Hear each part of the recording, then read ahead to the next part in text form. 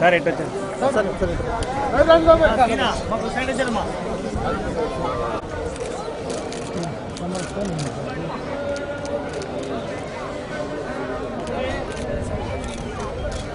ఎంతలే అన్నారా?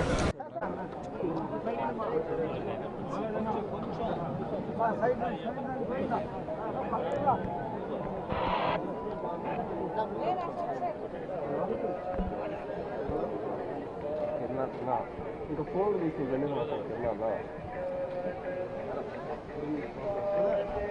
తమ్ముడా ప్రోగ్రాంలో ఉన్నా గుడి ముందు ప్రోగ్రాంలో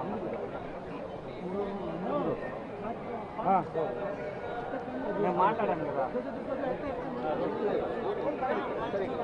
ఒక్క నిమిషం నేను చేస్తాను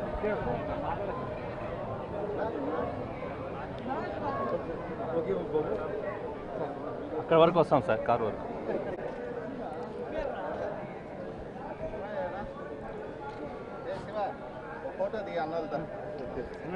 ఓకే సార్, దర్శనాలు జరిగింది.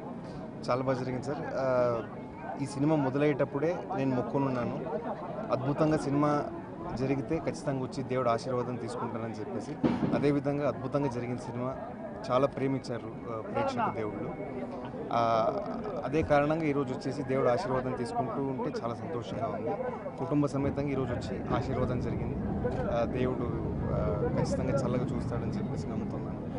ఇంకొక 2 వారాల్లోనే నా నెక్స్ట్ సినిమా ఏదని చెప్పేసి ప్రకటించబోతున్నాను. ప్రేక్షకుల ఆదరణ, అభిమానము, వాళ్ళ ప్రేమ అలాగే కొనసాగాలని కోరుకుంటున్నాను.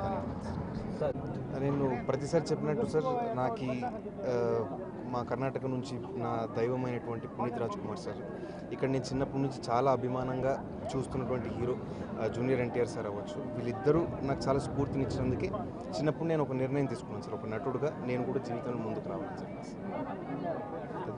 నెక్స్ట్ ప్రాజెక్ట్స్ ఇంకొక 2 వారాల్లో నిర్ణయం ఏందని చెప్తాను సార్.